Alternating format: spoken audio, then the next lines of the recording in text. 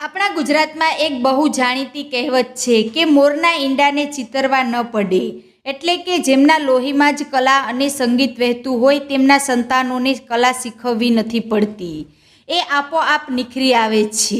ગુજરાતની ધરતી પર એવા અસંખ્ય લોકગાયકો અને ભજનીકો થયા જેમણે આખી જિંદગી ગુજરાતી સંસ્કૃતિની સેવા કરી. આજે આ દિગ્ગજ કલાકારો આપણી વચ્ચે હોય કે ન હોય, પણ તેમના સંતાનોએ પિતાના વારસાને એવી સુંદર રીતે સંભાળ્યો છે કે પિતાનું નામ આજે પણ ગર્વથી લેવાય છે. આજના આ સ્પેશિયલ વિડીયોમાં આપણે વાત કરીશું એવા જ પ્રખ્યાત કલાકારોના સંતાનો વિશે, જેમણે પિતાની જેમ જ ગુજરાતના સંગીત જગતમાં પોતાનું મોટું નામ બનાવ્યું છે અને આજે લાખો દિલો પર રાજ કરે છે, સાથે કેટલાક વિવાદોમાં પણ ફસાયા.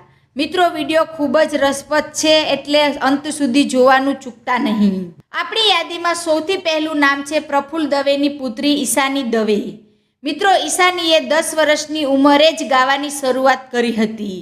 12 વર્ષની ઉંમરે ઈશાનીએ લંડનના રોયલ આલ્બર્ટ પેલેસમાં પહેલો સિંગિંગ શો કર્યો. ઈશાનીએ ઓસ્ટ્રેલિયાથી સાઉન્ડ એન્જિનિયરિંગનો અભ્યાસ કર્યો છે.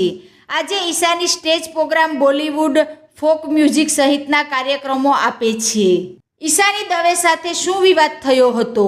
કેમ તેની સામે પોલીસ ફરિયાદ થઈ હતી? ચાલો આપણે જાણીએ. મિત્રો, થોડા સમય પહેલાં એક વિડીયો વાયરલ થયો હતો જેમાં ઈશાની દવે શહીદોની મજાક કરતી જોવા મળી હતી, જ્યાં હજારોના લોહી રેડાયા. તે ઝારાની યુદ્ધભૂમિને કપડાના બ્રાન્ડ સાથે ઈશાની દવેએ સરખાવી.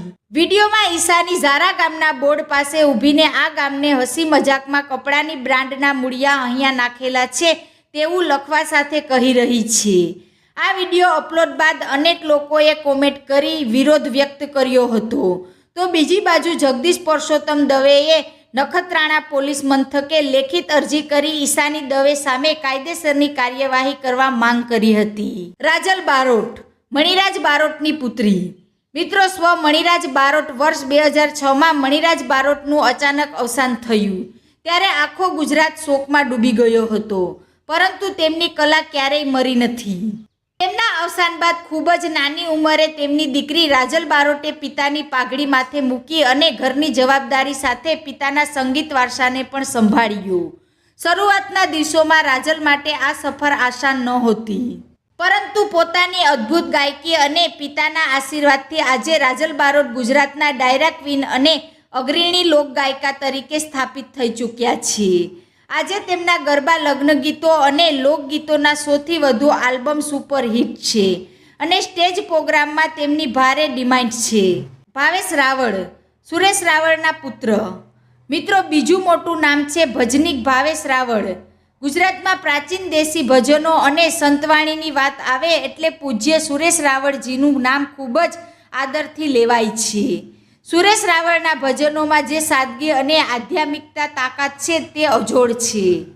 આજે સુરેશ રાવળ અને ભાવેશ રાવળની જુગલબંધીના ભજન વિડીયો સોશિયલ મીડિયા પર લાખો લોકો જુએ છે. ભાવેશ રાવળ પોતાની આગવી શૈલીથી નવી પેઢીને પણ ભક્તિ સંગીત તરફ વાળી રહ્યા છે. આમિર મીર, ગુજરાતના તાનસેન ગણાતા ઓસમાન મીરના પુત્ર આમિર મીર પણ પિતાના પગલે ચાલીને ગઝલ અને સૂફી ગાયકીમાં પોતાનો ડંકો વગાડી રહ્યા છે.